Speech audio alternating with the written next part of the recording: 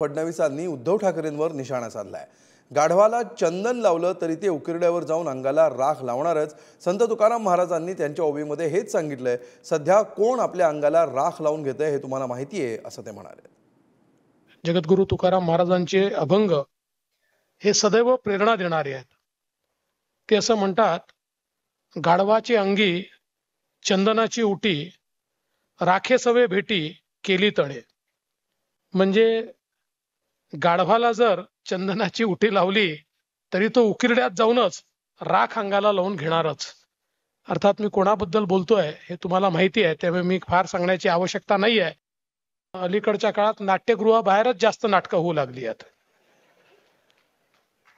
मनातील तसं कथाकथन लोक करतायत, मान अपमानाचे वेगवेगळे खोटे अंक त्या ठिकाणी होत आहेत आणि मग संशय कल्लोळ देखील चाललेला आहे।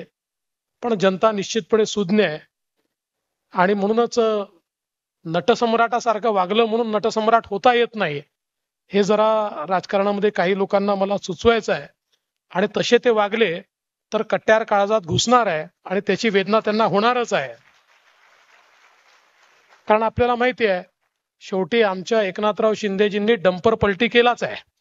त्याच्यामुळे फार काही अधिकच सांगायची या ठिकाणी आवश्यकता नाहीये।